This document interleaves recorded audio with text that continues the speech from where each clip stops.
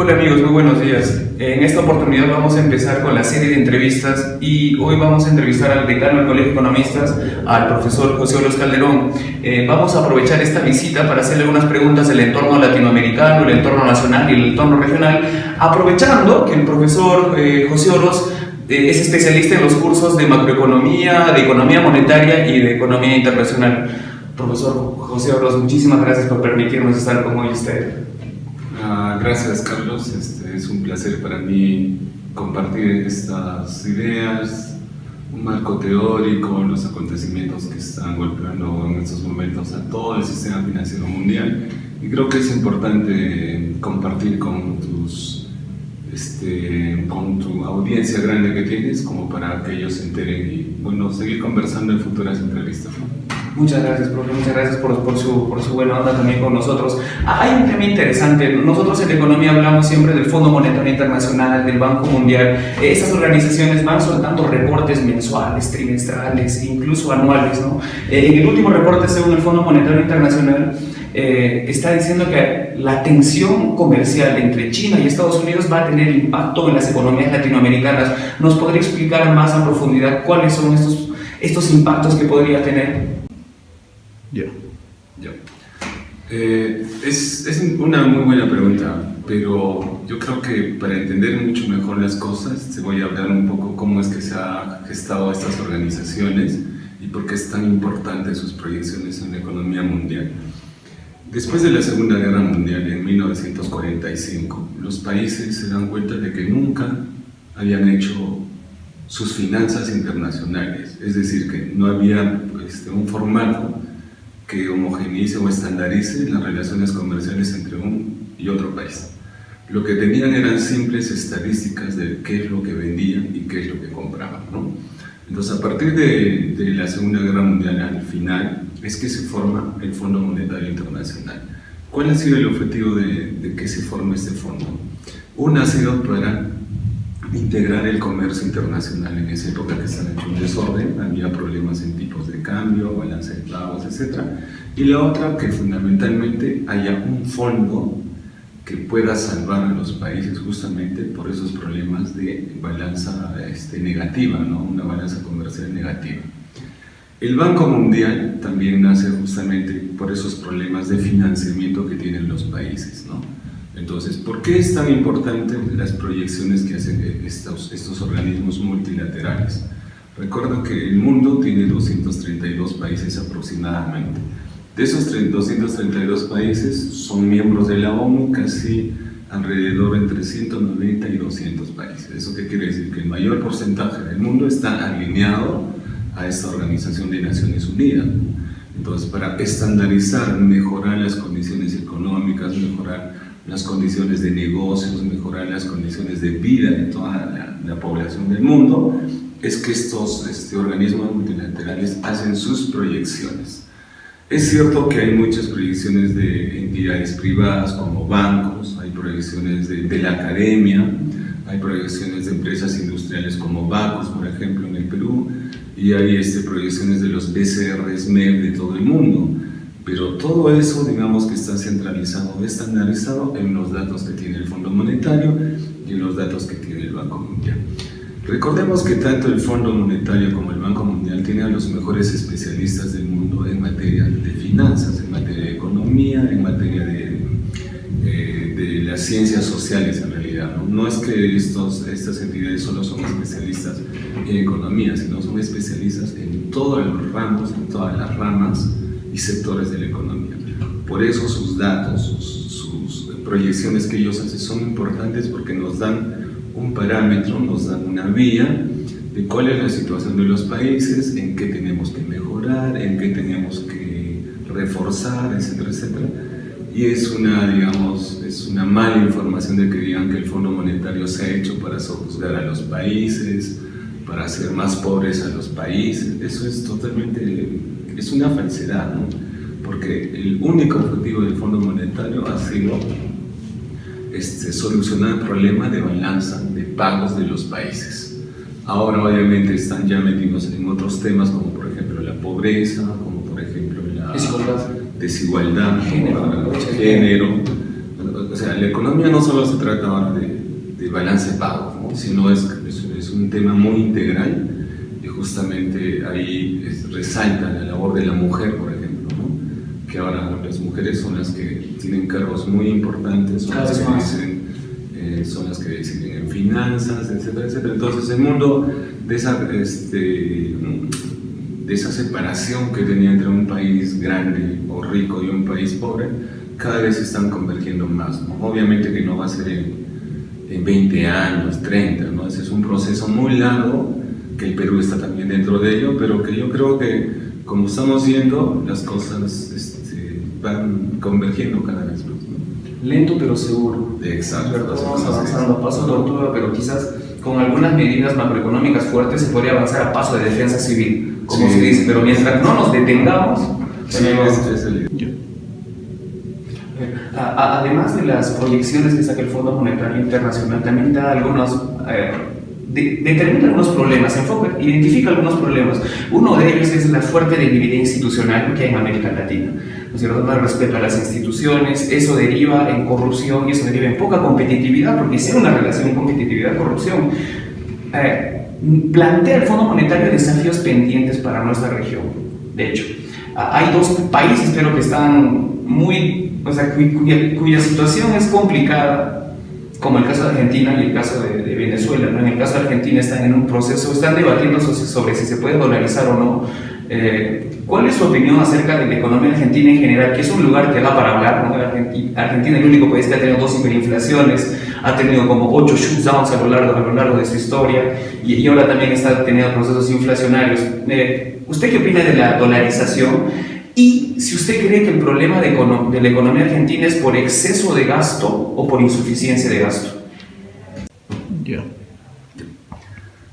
Sí, efectivamente, tenemos problemas en la región que son casos muy, muy particulares. Quiero hacerte una capita acá.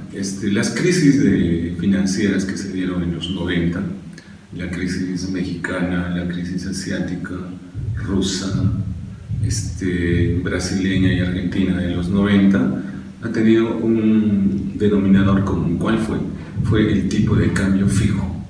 Entonces, digamos que las crisis de los 90 han sido causadas por un tipo de cambio fijo y generadas en el sistema financiero, en el mercado de divisas. La crisis de Estados Unidos en el 2007 ha sido generada también en el sistema financiero, ¿no? por el famoso estos préstamos sin garantía, ¿cierto? Que hizo que la economía de Estados Unidos tenga problemas en su crecimiento del PIB, en su deuda, etcétera, etcétera, y que fue también generada en el sistema financiero. Ahora, pasamos a Europa. La crisis que ha atravesado España, Grecia, Italia, Portugal son muy diferentes en cuanto a la temática y las causas a las crisis que te he mencionado. ¿Por qué son diferentes? Porque estos se han gestado a través de un exceso del gasto público, o sea, deuda pública, ¿no? El estado de bienestar. Exacto, el famoso estado de bienestar. Por ejemplo, Grecia tiene algo del 600% de deuda con respecto a su PIB, que es una deuda impagable, ¿no? De hecho, que casi todas las deudas en el mundo son impagables por el costo de financiamiento que tienen para pagar esta deuda. Ahora, lo que está pasando en Argentina y en Venezuela es también justamente un problema de un gasto excesivo o un gasto fiscal excesivo en sus economías. Pero tenemos unas diferencias muy grandes. Venezuela es una economía cerrada, en cambio Argentina es una economía abierta, ¿no? Pero los dos tienen un denominador común que es el gasto público. Ahora, ¿qué están haciendo las empresas internacionales que están en Argentina? Tenemos acá 2 tipos de inversiones para hablar específicamente de esto, ¿no? Hay una inversión extranjera directa, eso implica que los países o las empresas van a invertir efectivamente en esos países, ¿no? Como pueden ser proyectos, empresas, carreteras, fábricas, etcétera, etcétera, ¿no? ¿Qué es lo que hay en Argentina? En cambio, en Venezuela ya es una economía más paternalista, es una economía controlada por el Estado, donde el gasto público ya no da más porque no tienen ingresos, entonces el déficit fiscal es muy alto, está llegando casi al 40% de su PIB. El Fondo Monetario ha estimado, por ejemplo, que para este año se va a llegar a 1.000.000% en inflación. O sea, es terrible lo que está pasando en Venezuela. Ahora, en el caso de Argentina, si bien es cierto que esta inversión extranjera directa está pensándolo mucho como para poder invertir más para los próximos años o salirse de la economía de Argentina, pero también ahí favorece a los especuladores, ¿no? Que es la famosa inversión extranjera indirecta, ¿no? Estos capitales golondrinos que se han inventado en Perú, pero que en realidad su nombre verdadero es capitales especulativos. Esos capitales especulativos sí van a ganar un montón. ¿Por qué? Porque la moneda se está devaluando constantemente, entonces los capitales especulativos están entrando con mucha facilidad y también están saliendo con mucha facilidad, ¿no? Entonces ese es el problema que está ocurriendo ahora en Argentina y en Venezuela. El Congreso argentino se está debatiendo en que si van a aumentar la banda de endeudamiento para generar más posibilidades de crecimiento en su economía, pero es más o menos como, a ver, si hay un incendio y hay mucho fuego, es un error echarle agua, porque lo que están haciendo es hacer más combustión con el agua, ¿no? Se tiene que echar, por ejemplo, ya elementos químicos, espuma, etcétera, etcétera. Entonces lo mismo está pasando en Argentina.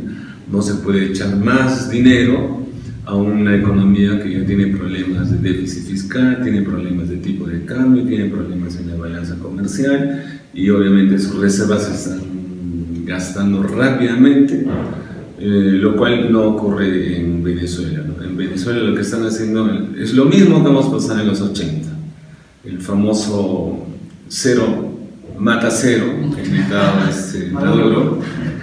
Simplemente está haciendo más inflacionaria su economía, porque ahí sí está funcionando la maquinita, ¿no? Entonces hay cosas muy, muy particulares. Lo que más me ha llamado la atención, por ejemplo, es de que en Argentina están poniendo una tasa de referencia de 64%, que es la más elevada del mundo, y Venezuela va a tener una inflación de 1.000.000% al año. Es una cosa de locos, esto nunca se ha visto. Pero sin embargo, ahí es lo que estábamos hablando al inicio. El Fondo Monetario Internacional ha entrado a salvar a la economía de Argentina, ¿no? Le ha dado un crédito puente de $50.000 millones que va a hacer que esto se reactive, ¿no? Que la economía argentina se reactive, pero con una condición. No es que el fondo le dice ya toma y haz lo que dé gana, sino que siempre el Fondo Monetario, cuando da créditos, cuando hace financiamientos a otros países, firma las famosas cartas de intención, ¿no? En estas cartas de intención, que no es otra cosa, una receta económica, obviamente le está exigiendo a Argentina que haga sus reformas a nivel micro y a nivel macro, ¿no? Esas reformas se llaman reformas estructurales. Y uno de sus puntos más importantes que le está pidiendo al gobierno argentino es que su déficit fiscal lo tiene que bajar ya. Van a tener que despedir a mucha gente porque en Argentina el gasto público, o bueno, la burocracia implica el 33% de los argentinos, o sea, que reciben un subsidio del Estado o son parte del Estado. Va a ser una crisis muy fuerte, ¿no? Un ajuste muy fuerte. Sí, lamentablemente es así, ¿no? Pero es como lo que se hizo en los 90 en Perú. No es que se les despide arbitrariamente, sino que se buscan mecanismos justamente a lo que mencionas de que, o sea, la gente no se puede quedar de la noche a la mañana sin qué comer, ¿no? Pero lo que se ha aplicado en Perú, y ha sido también una propuesta del fondo, es de que se les dé incentivos a las personas que van a ser despedidas, ¿no? De acuerdo al año de trabajo que tienen. O sea, si despides a una persona que tiene 20 años, 25 años, dejarla en la calle es un problema, eso se convierte en un problema social. Pero ellos tienen incentivos. ¿Recuerdas que en los 90 aparecieron las combis, las famosas combis en todo el Perú? Es justamente por esos incentivos, porque la gente se capitalizó, invirtió en eso, porque, o sea, si el Estado va a ser búnker de los partidos políticos cada vez que uno gana, obviamente la gente que entra a trabajar en el Estado es gente con un nivel de mano de obra no calificada. Y ahí viene el problema después, ¿no? Entonces, ¿qué es lo que ha abundado más en los 90? Combis y taxis. ¿Por qué? Porque la gente se ha capitalizado y se ha comprado 2, 3 combis, ¿no? Y yo creo que lo mismo va a tener que pasar en Argentina, porque se tienen que generar incentivos para despedir, ¿no? Entonces, el que no se alinee a esos incentivos simplemente va a ser despedido sin ningún tipo de derecho. Pero digamos que no es culpa o error de Macri, ¿no? Es culpa de los anteriores gobiernos, que simplemente es una burbuja, eso ha estallado ahora y él tiene que solucionar el problema, ¿no? Las encuestas solo tiene 35% de aprobación en tan poco tiempo. Eso también hace de que la gestión de un gobierno sea mermada por falta de credibilidad, ¿no? Y es lo que mencionabas también, la falta de institucionalidad. Ahí viene a tallar la institucionalidad, ¿no? En el sector público y privado. No solo la institucionalidad es de parte del Estado, también es de la empresa privada y de nosotros mismos, ¿no? Porque todos somos la institución. Las instituciones, de hecho, son la piedra angular de todo, porque la economía no flota, no se sienta en instituciones. Acercándonos un poco más al entorno nacional, en agosto, el mes pasado, el Ministerio de Economía y Finanzas publicó el marco macroeconómico multianual, ¿no es cierto?, que contempla 2019 al 2022. Este marco macroeconómico multianual pues, es el mayor elemento, el mayor documento de política pública, ¿no es cierto?, de gestión de parte del Ministerio de Economía y Finanzas, en el que analiza el año base, el 2009, y proyecta como para 3 años más adelante. Es interesante porque en este reporte se está incluyendo el año bicentenario. Algunos datos de este último reporte, el marco macroeconómico multianual, es que la inversión privada está en 14% y la tendencia a que crezca. También hay un consumo que nunca antes se había visto, la cifra de 4.5, o sea, después de mucho tiempo estamos llegando a ese monto, y las perspectivas también son, las proyecciones también son positivas. Hay 60.000 millones de dólares en reservas internacionales netas.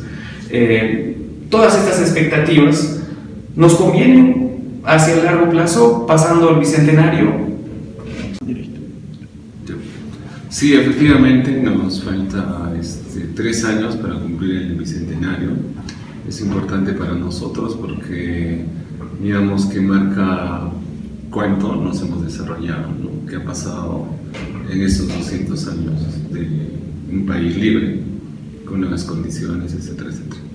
Pero yo me pondría a pensar de otra forma.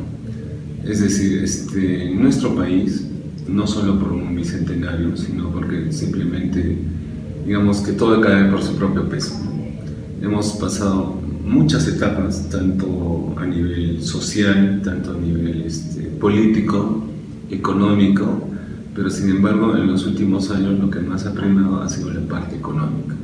Si te das cuenta, todo lo que pasa a nivel político, congresal, poder judicial, gobierno central, es un chiste en realidad, es un circo, pero nuestra fortaleza como país es el sector económico, ¿no? Y la economía está muy fortalecida, porque si nuestra economía no estaría fortalecida, todo ese circo nos hubiera avasallado rápidamente, ¿no? Y una vez más nos damos cuenta de que el sector más importante de nuestra economía es la minería, ¿no? Como tú dices, los indicadores ahora están siendo positivos, pero fundamentalmente gracias a que el precio de nuestros metales en el mercado internacional se está recuperando y se está elevando rápidamente entre el año pasado mitad y ahora este año, y eso es lo que está haciendo que el consumo interno aumente, la inversión privada se incremente y obviamente el gasto público el próximo año también se va incrementando. Yo creo que si ya es muy notorio, muy a la vista de que el sector minero es el potencial en nuestro país, o sea, ¿por qué nos oponemos a la minería libremente? Porque nosotros tenemos como 10 congas, tenemos como 10 bambas, 10 tía Marías, que en todos esos megaproyectos tenemos como 40 y están dormidos. Yo me pregunto, ¿qué pasaría si solo se activasen 10 de esos? Dicen que cada mina es como 1% del PBI. Claro. Entonces, imagínense, sería crecer 10% del PBI y sería más soberana China. Exacto, entonces yo creo que la información asimétrica en el sector es muy grande y ahí tiene que compartir gastos de inversión entre el Estado y la empresa minera para que esa información asimétrica se achique cada vez más y seamos conscientes de que el sector minero es el recurso más fuerte no solo de nuestro país, sino de todo el mundo para hacer sus obras, para hacer sus proyectos. Yo creo que deberíamos de aprovechar y apuntar por ahí, ¿no? Entonces, efectivamente, los indicadores son muy buenos. Recordemos que la parte importante para que la economía de un país crezca es la inversión. Si un país no tiene inversión, por ende no tiene capital, obviamente las fuentes de financiamiento se hacen muy caras y de hecho que el crecimiento va a ser muy lento, ¿no? Pero nosotros desde la década del 2000, inicios del 2000, ya somos un país que tiene mucho capital, tiene ahorro, y el ahorro es importante para generar capital y el capital es importante para generar inversión. Si durante el gobierno de Ollanta ha sido el quinquenio donde la inversión ha disminuido considerablemente, se ha estancado, ¿no? Eso ha sido, digamos, el punto de inflexión, pero para abajo, para nuestra economía. Ahora nos estamos recuperando lentamente, pero estamos sobrepasando las estimaciones incluso que ha hecho el BCR, el Fondo Monetario, y ya no vamos a crecer, creo, 3.5, sino vamos a llegar a 3.8, 4, ¿no? Y con estos nuevos, con esta nueva data del marco macroeconómico, vamos a llegar, creo, en buenas condiciones para el año 2022, el bicentenario, y creo que sí es importante tanto en el corto y en el largo plazo, ¿no? ¿Por qué?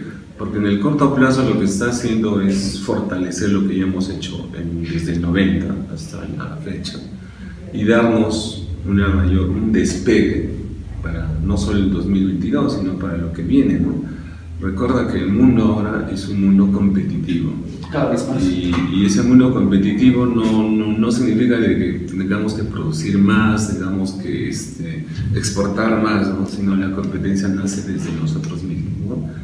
Que tiene que mejorar la educación, tiene que mejorar las leyes.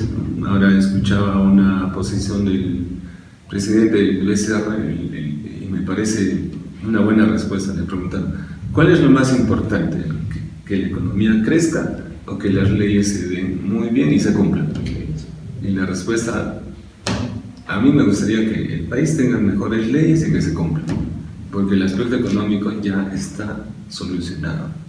O sea, la tendencia de nuestro crecimiento ya está embarcado. Lo que ahora nos está fallando, lo que nos hace falta, son las leyes, el marco institucional. Y yo creo que si las leyes se darían o como se dan y se cumplen, el país sería otro, ¿no? No habría corrupción, las penas no serían tan leves. O sea, se dejaría de crear incentivos como para que la corrupción campee, ¿no? Entonces, y la estabilidad institucional hace que haya menos incentivos para ser corruptos, ¿no es cierto? Porque ya no habría la impunidad que existe. Claro, ese es el... Esta parte sobre la economía monetaria, sobre la labor del Banco Central de Reserva y las funciones que tiene. A ver, nosotros sabemos que el Banco Central de Reserva es el monopolio de emisión, ¿no es cierto? Desde hace 100 años después de la independencia, 1922, si mal no recuerdo, que se creó el Banco Central. Antes estuvo esto del patrón oro y el free banking, ¿no es cierto? Pero luego se estandariza y perfecto. Uno de los instrumentos de política monetaria del Banco Central es la tasa de interés. Pero mucha gente está familiarizada con la tasa de interés porque o tiene ahorros que le están pagando la tasa de interés o se ha endeudado. Pero ¿cómo podríamos decir el papel de la tasa de interés para nuestros seguidores? Sí, es una muy buena pregunta. Acá hay una pequeña confusión. Cuando hablamos de tasa de interés de referencia, la mayoría de las personas piensan que puede ser la tasa de interés activa, o puede ser la tasa de interés pasiva, o puede ser la tasa de interés interbancaria, ¿no? Para asentarnos un poco más, la tasa de interés de referencia solo lo toma o lo usa el Banco Central de Reserva, como en cualquier país del mundo. Es un instrumento de política monetaria que puede utilizarse para reactivar la economía o puede hacerla para enfriarla, ¿no? O sea, si queremos hacer una política monetaria expansiva, sin utilizar la maquinita, sin emisiones, simplemente podemos bajar la tasa de interés de referencia. Y si queremos enfriar la economía o darles unos indicios de recesarla, por obvias razones que podrían pasar, por ejemplo, un sobrecalentamiento de la economía, el BCR aumenta su tasa de interés de referencia. Su mismo nombre lo dice, la tasa de interés de referencia es una tasa de interés de referencia al mercado financiero. ¿Y cómo se forma esta tasa? Bueno, es un poco complicado, pero voy a tratar de hacerlo muy digerible. La tasa de interés de referencia no es otra cosa que el valor del dinero en el mundo. Es decir, es el costo del dinero en el mundo. ¿Y quién pone el precio del dinero en el mundo? Muchos alumnos siempre me preguntan eso, ¿no? Y hay dos bancos que forman ese precio del dinero en el mundo, que es el Banco Central Europeo, que engloba a 27 países, 15 de la zona euro, y a la FED. Son ellos que tienen las monedas más fuertes del mundo y son ellos los que ponen el valor de esa tasa de interés que se globaliza en todos los mercados financieros. ¿Okay? Pero más aún ahí, no solo porque lo ponen la FED y el Banco Central Europeo, sino también ahí entra a tallar cuánto vale nuestra deuda. Es decir, ¿y cómo se mide el valor de nuestra deuda? En nuestros bonos globales. Entonces, la diferencia que existe entre la tasa de interés de los bonos de Estados Unidos y la diferencia de nuestros bonos, esa diferencia también se incluye en nuestra tasa de interés de referencia. Y también se incluye cuál es la performance de nuestra economía, es decir, cuánto es el PIB, cuánto es el déficit fiscal, cuánto es la tasa de inflación, cuánto es la balanza comercial, si estamos en déficit, superávit. Todo eso es como un paquete, ¿no?, que entra a tallar en la tasa de interés de referencia. Entonces, como te mencionaba anteriormente, Argentina va a llegar a un 64% de tasa de interés de referencia. Nosotros estamos en 4.25, o sea, es abismal, ¿no? O sea, y en el tipo de cambio ellos están llegando a 40 y nosotros tenemos 3.30, ¿no? O sea, y eso está de acuerdo a las economías también. No es necesario que una economía sea tan grande como Argentina, porque Argentina es un país muy grande. Nosotros somos relativamente no tan grandes ni pequeños. Exacto. Pero eso no tiene nada que ver en qué tasa de interés tengas que poner. Eso está en función a cómo está la economía de cada país. Entonces, como es el dinero del mundo, o el precio del dinero en el mundo, esta tasa de interés nos refleja cuánto debe costar el dinero en nuestra economía, ¿no?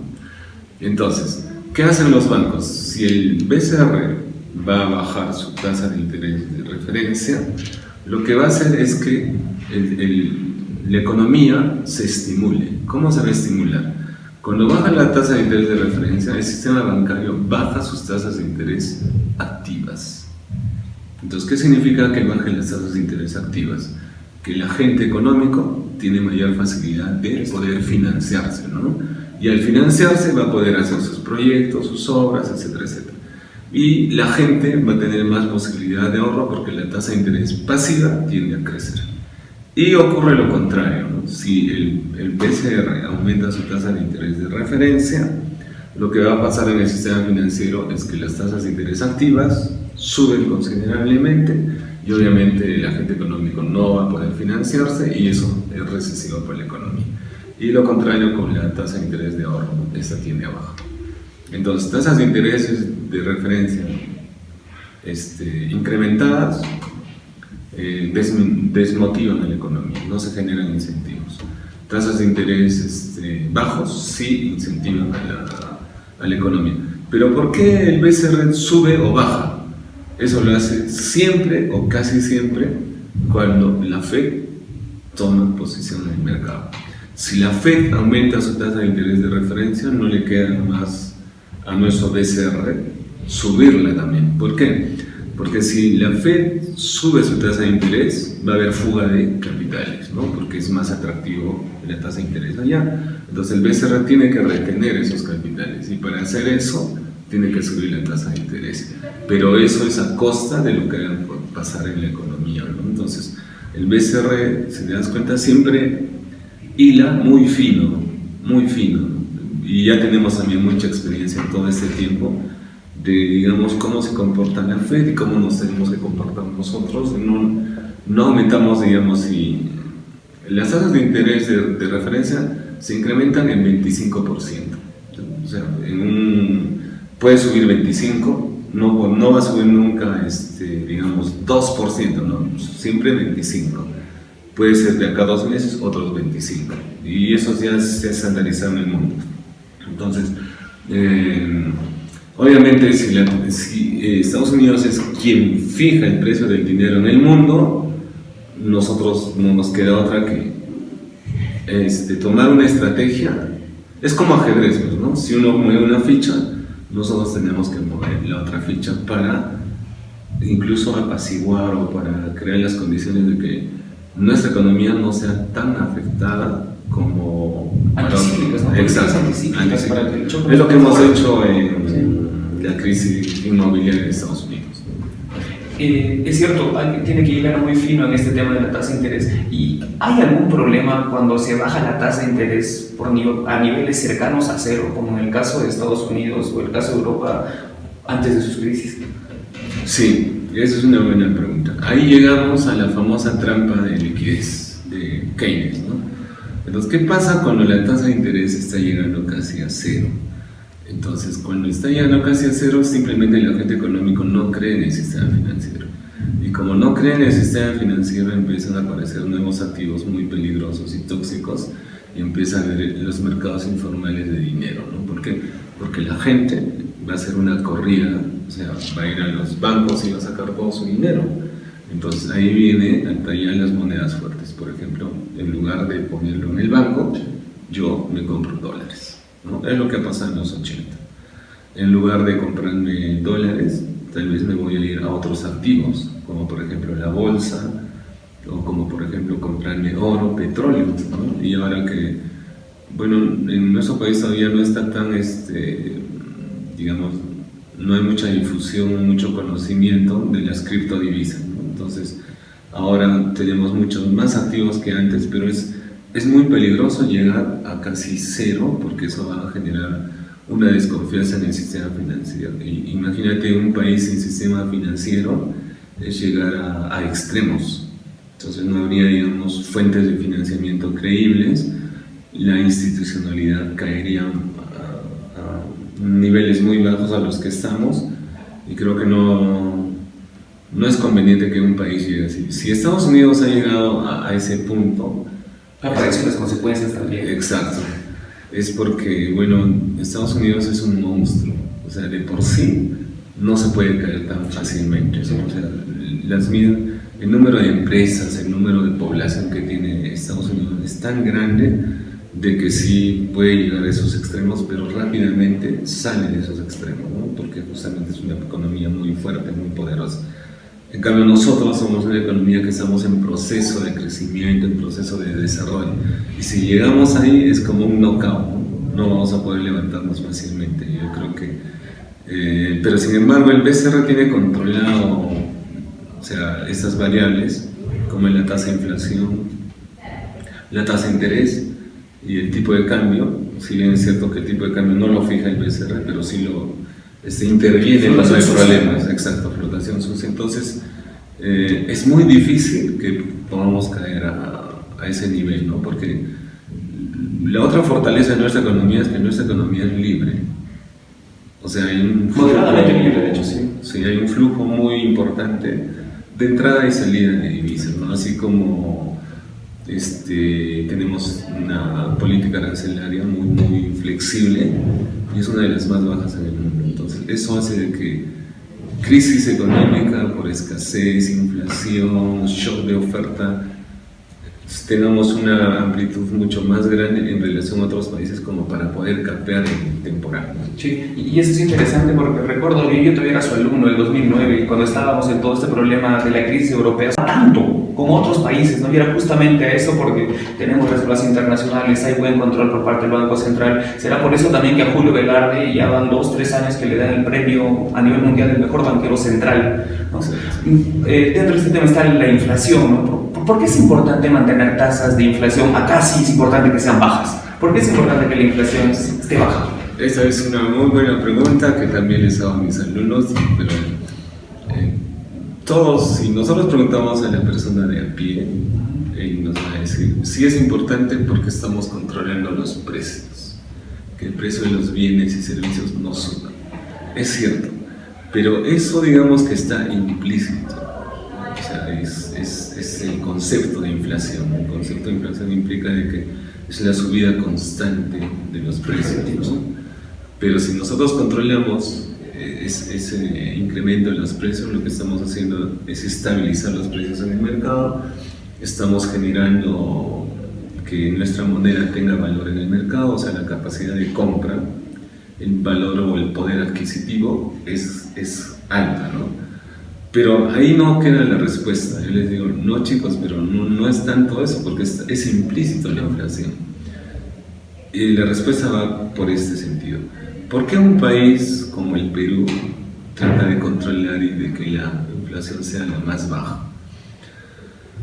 Por una simple y sencilla razón, porque cuando un país tiene una inflación baja, como es de 3% anual, nuestra meta es 2% anual con uno arriba y uno abajo, es porque solo así un país puede ser competitivo en el mundo. Entonces, esa es la razón. ¿Y por qué nuestra meta no puede ser 3, 4? Como muchos economistas sugieren, ¿no? La respuesta también es sencilla, porque si nosotros ponemos 4 o 5 o 3 como meta, nos estamos saliendo del benchmarking mundial, que es 2%. Ese es el parámetro mundial. Entonces, si nosotros subimos, que lo podemos hacer, pero ya nos estamos saliendo del nivel de competitividad con otros países, y eso nos quita pues mucho mercado, eso nos quita expectativas, eso va a influir en el riesgo país, eso va a influir en nuestra tasa de interés de referencia. Es por eso que el BCR no va a cambiar, creo que en los próximos 20 años, esta meta que tiene de 2%, salvo que el estándar mundial suba. Si ese aumenta, entonces nosotros sin ningún problema. Y ese es un reto muy importante, porque si nosotros estamos poniendo un benchmarking a lo que es el mundo, es mucho, ¿no? Nuestra economía está avanzando o está permaneciendo a estas olas de las crisis, como lo mencionábamos. Nosotros teníamos, bueno, en todas las crisis recientes que hemos pasado teníamos un colchón muy alto en relación a otros países, ¿no? Mientras los otros países se han endeudado terriblemente, nosotros teníamos el colchón, ¿no? Tenemos la deuda más baja también, exacto, en función al PIB de América. Una de las más bajas. Sí, entonces yo creo que hemos avanzado mucho a lo que es la responsabilidad económica, ¿no? Aparte que hay leyes ahí para manejar, por ejemplo, el BCR no puede manejar el libre albedrío de las reservas, hay una ley de reservas. Ahí va, disculpe que le interrumpa, ahí va una pregunta complementaria. Nuestro Banco Central se está portando bien, ¿no es cierto? Pero a finales de los 80, los primeros años de los 90, nuestro Banco Central no se portaba bien. O sea, es el mismo Banco Central, pero tiene distintos resultados. Este primer Banco Central, dentro de la Constitución del 79, llega a tener 7.600% de inflación. Ahorita con la Constitución del 93, aunque a mucha gente le duela, el Banco Central se porta bien, y ha pasado, estamos entre 1 y 3%, como bien usted lo dice. ¿Cuál ha sido ese cambio? Sí. Uno de los puntos más importantes para el cual el BCR sea el BCR de ahora, porque nosotros ahora somos considerados el BCR más eficiente de los últimos 10 años, ¿no? Y eso por los resultados que tenemos. Tenemos un buen manejo de oferta y un buen manejo de demanda de dinero. Pero ¿cuál es el cambio? En los 90, en el 91, lo que hizo el gobierno de Fujimori, aunque no les guste a muchos, pero es la realidad, es que se dio la autonomía del BCR. Entonces, uno de los puntos muy importantes para que un BCR funcione en la economía de un país es su autonomía. Entonces, al darle autonomía política, económica, ¿no?, y administrativa, el BCR no tiene influencias ni políticas, ni partidarias, ni de grupos, ni de empresarios, lo cual hace que esas políticas monetarias que aplican, los instrumentos que va a aplicar, sean totalmente desligados de la política. Lo cual no ocurría, obviamente, de los 90 para atrás, ¿no? Porque yo como presidente de la República, en esa época yo podía nombrar a mi pata como el director del BCR. No importa que sepas de economía, tú solo me haces caso a mí. Entonces, ni hablar, o sea, un BCR no puede funcionar cuando va a ser un centro de amigos, ¿no?, o un equipo de amigos donde vaya a estar porque eres partidario. Ahora, el directorio del BCR se nombra por el Ejecutivo y por el Legislativo, ¿no? Entonces hay leyes muy claras que se tienen que cumplir. Incluso a eso tenemos la ley de deuda o endeudamiento, tenemos la ley del manejo de las reservas y tenemos la ley de manejo de emisión de dinero. Entonces el BCR ha creado también sus propios candados, y también el gobierno central a través de la Constitución del 93, que efectivamente ha cerrado mucho a la injerencia política. En la Constitución del 79 el Estado sí podía echar mano a las reservas con toda libertad. Con toda discreción. Exacto. Si ahora quieren volver a esa Constitución es fundamentalmente por eso, para agarrar libremente los recursos que tanto nos ha costado obtenerlos, ¿no?, y gastarlos en poco tiempo. En cambio ahora es muy diferente. Es más, o sea, desde el 90 los que entran a trabajar en el BCR son economistas. Sí. La mayoría de gente que trabaja en el BCR ahora que estaba en el curso del BCR, todos, o sea, la parte administrativa, obviamente, la secretaria no va a ser economista, ¿no? La parte administrativa no es la parte técnica, ¿no? Pero la parte neurálgica del BCR, todos son economistas. Y no solo economistas de universidades privadas, hay economistas de universidades públicas, y los famosos cursos de extensión para universitarios, hay muchos de Cusco, hay muchos de Puno, de Ayacucho, una cuestión descentralizada, ¿no? Entonces yo creo que es importante dejar ese espacio de autonomía para que las políticas monetarias que se apliquen sean las más transparentes y las más adecuadas para nuestro país. Porque si hay injerencia en el partido, hay injerencia, pagar favores, no, ni hablar, vamos a seguir en lo mismo que hemos estado de los 80 para atrás. Exacto. Sobre este tema de la inflación, no me acuerdo si es Hayek o Mises el que decía, pues, hablando del papel de los malos bancos centrales de reserva, como el banco central que teníamos hasta la Constitución del 93, decían, el Estado es el único ente capaz de convertir algo valioso como el papel, ponerlo tinta y convertirlo en algo inútil, ¿no? Porque todo el mundo en su casa tiene intis, como ahora me imagino los venezolanos tendrán bolívares. Profesor José Oroz, agradeciéndole por el tiempo que nos está dando. Ya para terminar esta entrevista, hemos hablado de las proyecciones del Fondo Monetario positivas, ¿no es cierto? Positivas. El marco macroeconómico multianual también teniente positiva. Reservas internacionales, inflación controlada, genial. ¿Cómo va a repercutir eso en el bolsillo de los ciudadanos de a pie? Sí, es una muy buena pregunta. Como todas las que me has hecho, redundancia. A ver, lo que nosotros siempre, las personas de a pie o el común denominador va a decir, pero si los economistas dicen que tanto estamos creciendo, que esto, que aquello, etcétera, etcétera, y yo no lo veo, no lo siento. Recordemos que el crecimiento, el resultado de las inversiones que se hacen no es en el corto plazo, siempre van a ser en el largo plazo. Pero sin embargo, lo que yo les puedo decir a todas las personas que sienten ese malestar, no es tan frío como lo vemos, sino, ¿qué es lo que pasa? A ver, ahora que te vas a ir a tu casa, por ejemplo, solo mira cuántos negocios hay en la calle, ¿no? O sea, si estaríamos muy mal, habría uno o dos.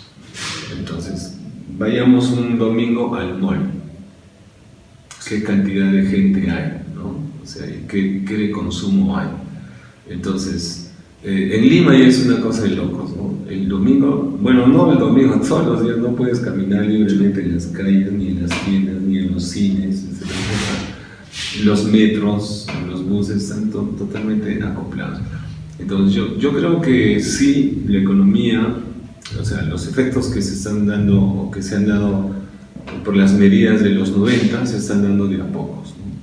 Mientras la gente se esté insertando más al mercado, eso que quiere decir, mientras la gente se esté educando más, se esté especializando más, el efecto o qué es lo que gana del crecimiento de la economía es eso, que va a entrar a un buen trabajo, que va a ganar un poco más y va a tener mayores facilidades.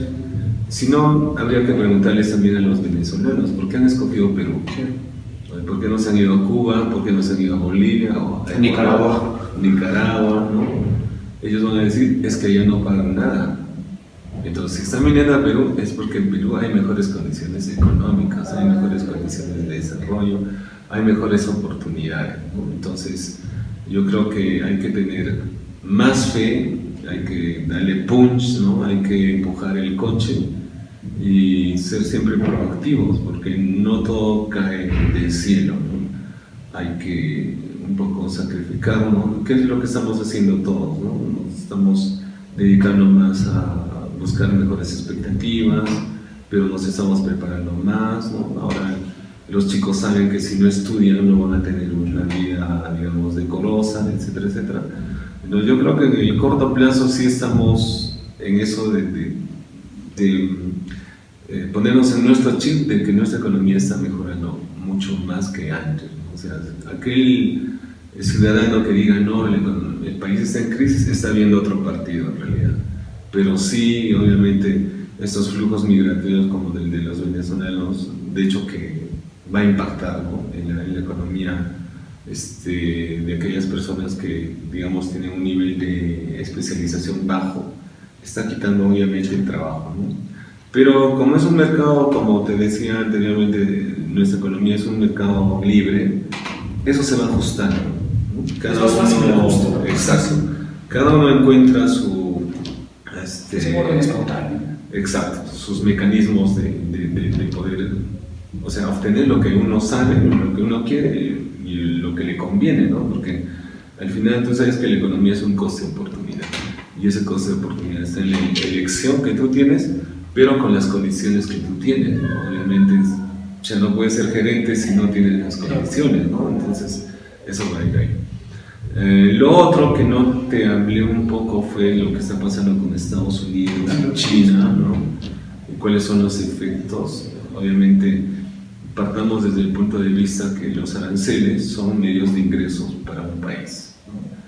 Pero son medios de ingresos para un país siempre y cuando este sea poderoso, como Estados Unidos y como China. Solo con los aranceles que ya les ha impuesto Estados Unidos a China, Estados Unidos va a recaudar casi 250 mil millones de dólares. Entonces no estamos hablando de una cosa chiquita, ¿no? Y como tiene Estados Unidos problemas de financiamiento, una de las formas es aumentar los aranceles, ¿no? Pero eso está generando problemas en todo el mundo, incluyendo en el nuestro, ¿no? Porque el tipo de cambio está subiendo por el problema arancelario que hay entre esos dos países, ¿no? Entonces, como los chinos necesitan ahora dólares por ese incremento de aranceles, ¿dónde se compran los dólares? En el mercado internacional, y ese mercado es Perú también, ¿no? Por eso los dólares están empezando a escasear, porque hay mucha compra, mucha demanda, y obviamente porque los agentes económicos también dicen, ya, yo creo que va a subir más por expectativas, especulaciones, lo esconden y eso también tiende a subir más. Pero obviamente eso va a ser en el corto plazo, ¿no? Va a haber, los chinos también ya han impuesto aranceles a los productos norteamericanos y hay una puja entre ellos, ¿no? Pero son problemas comerciales que en el tiempo se van a ir equilibrando, pero los problemas van a ser solo de corto plazo. Ya en el largo plazo todo se lleva o se llega al equilibrio, ¿no? Y bueno, agradecerte, Carlitos, por la oportunidad que me has dado de compartir estos temas que son importantes. Y yo siempre gustoso estaré a cualquier pedido tuyo para conversar más de estos temas que son muy interesantes para tus oyentes, para tus televidentes que están ahí, ¿no? Profe, no, agradecido usted muy bien. Ahora pasamos con Edward para que le haga las preguntas personales. ¿Por qué escogió economía y, en tal caso, quiénes son los autores que más lo influenciaron? Esa pregunta siempre me gusta responderla porque me trae muchos recuerdos. Cuando yo estaba estudiando quinto de media, tenía un profesor de economía. Y el profesor de economía nos hablaba de temas económicos, tanto que nos incentivaba para ser economistas. Y lo que más me llamó la atención fue que él nos dijo de que el único profesional que puede trabajar en cualquier sector, por ejemplo, en un hospital, por ejemplo, en una fábrica, por ejemplo, en una mina, por ejemplo, en el sector pesquero, era el economista. Y decían, pero ¿cómo? Todos le preguntaban, pero ¿cómo? ¿Qué es lo que va a hacer un economista en el hospital? Y le decían, no, el economista no es médico, no va a curar a nadie, pero el economista sí planifica. Planifica los ingresos, planifica los egresos, quiénes deben de trabajar acá, cuáles son las especialidades, qué productividad puede tener un trabajador, etcétera, etcétera. Y eso es lo que más me llamó la atención, ¿no? O sea, me llamó la atención la amplitud que tiene el economista de poder elaborar en cualquier sector de la economía, y sus decisiones son muy importantes para el desarrollo óptimo, llámese de una empresa pública, de una empresa privada o de un país. Entre los autores favoritos que tengo es Milton Friedman, es uno, digamos que es el top para mí en todos sus estudios, básicamente lo que es la demanda de dinero, que él digamos que él ha empaquetado todas las teorías anteriores, que las ha usado mucho, pero que las ha estructurado de mejor manera, ¿no? Ya, por ejemplo, que él plantea de que la demanda de dinero no solo es por intereses, por especular un poco más, por las necesidades de compra y venta, sino básicamente le da un enfoque a lo que es la teoría del consumidor.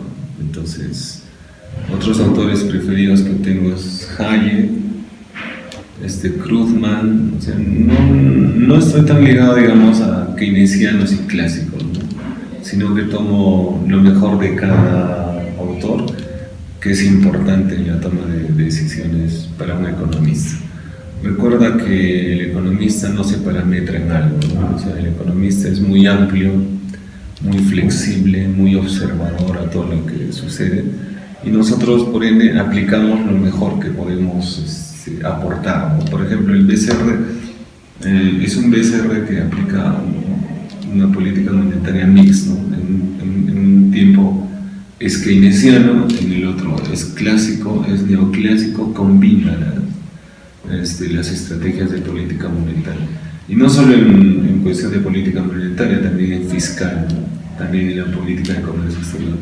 A veces somos un poco cerrados, economías que no tenemos tratados o no tenemos convenios, y somos muy abiertos con economías que sí las tenemos, ¿no? Entonces, siempre tratamos de hacer un mix con el objetivo de que nuestra economía sea mejor, ¿no? ¿Y qué tal la experiencia en la vida universitaria mientras se preparaba o se formaba para ser economista? ¿Tuvo quizá alguna experiencia en la que al inicio tuvo referencia de un autor y quizás se encasilló, pero no necesariamente, digamos, por la practicidad no la terminó tomando? Ah, sí. Lo que pasa es que en la universidad hemos tenido muchos problemas cuando yo estaba de estudiante, ¿no?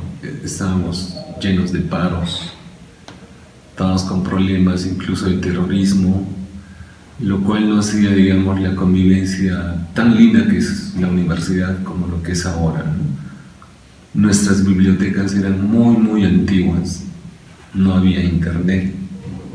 Ya te imaginarás cómo teníamos que hacer para hacer algunos trabajos si venía un profe, digamos, nuevo, y venía con nuevos autores, nuevos libros que no los encontrábamos acá. Y tratábamos de utilizar los libros, los pocos libros que había en la biblioteca, llamar a tíos de Lima que nos manden algunos libros por ahí, si es que encontraban, etcétera, etcétera. Pero sí, el que más me ha llamado la atención, como te mencionaba, es Milton Friedman. Y siempre he querido, digamos, aplicar lo que él hace en la teoría económica, ¿no? Por ejemplo, él en una sola palabra te describe qué es la microeconomía, ¿no? En lugar de dar muchas vueltas, él te dice, la microeconomía es el análisis de los precios, y se acabó. Entonces, si uno le entiende es el análisis de los precios, entonces son los mercados, que es la micro, ¿no? Entonces, lo que yo he tratado de hacer en mi vida universitaria es eso, aprender más de la economía libre, de lo que es la oferta, la demanda, y lo practicaba con mis compañeros. A mí siempre me ha gustado el fútbol, yo soy deportista, y siempre he combinado, ¿no?, el deporte con los estudios. O sea, no era una cápita, digamos, solo el deporte y nada con el estudio. Es mucho más griego. Exacto. Ajá, sí. Y también nunca he echado la culpa a terceros. El éxito de uno creo que es uno mismo. Ya echar la culpa a terceros, mi mamá, mi papá, mi equipo, mi enamorada, mis amigos, no me hablan. Acá el éxito solo depende única y exclusivamente de uno, ¿no? Porque el éxito o fracaso también es solo tuyo. Para la gente que, digamos, no es del palo de la rama de economía, ¿qué libros le recomendaría para empezar por Milton Friedman? Muchos suelen entrarle, digamos, por Libre para Elegir, que era un programa de televisión que está traducido al español, pero fuera de este texto o del programa, ¿qué libro recomendaría o algún texto? Uno de los libros que a mí me ha gustado y es, digamos, muy digerible para las personas que no estudian economía y para entender bien lo que ha pasado en la economía de Perú, yo siempre les he recomendado Cambio de Rumbo, de Carlos Bolón. Ahí no solo hace un análisis del momento que se veía en los 90, sino hace un análisis de lo que se ha vivido antes de los 90, durante los 90 y cuál era la perspectiva hacia el futuro. Entonces es un libro que en términos muy sencillos, no tan técnicos, te hace entender lo que es la economía. Ahora he estado en el mes de agosto en el curso del BCR y da la casualidad que se está llevando a cabo la Feria del Libro, pero esta feria es la que se hace anualmente, que es una feria del libro, pero donde están todas las editoriales, y en un día no puedes visitar esa feria, ¿no? Entonces he visitado los principales stands y me he dado cuenta de que ahora hay una infinidad de bestsellers en economía y con diferentes temas. Por ejemplo, había un librito, Ser economista sin serlo, Economía del amor, por ejemplo. Los para dummies, ¿no? Exacto. Entonces me parecieron muy interesantes. También hablaban de Messi, de Cristiano Ronaldo, que son los más grandes economistas sin serlo. De hecho que tienen sus asesores, todo ello, pero quien toma las decisiones son ellos. Entonces, ahora digamos que no hay un libro específico como para recomendarles, pero ahora hay mucha gama de autores que están haciendo que la economía sea más digerible, ¿no? Por ejemplo, ahora los nuevos libros de micro y macro son más intuitivos que antes. Ya no es la matemática dura, sino es casos prácticos, ¿no? ¿Qué está pasando con las crisis? ¿Cómo se están desenvolviendo las empresas en determinados fenómenos o en ocasiones?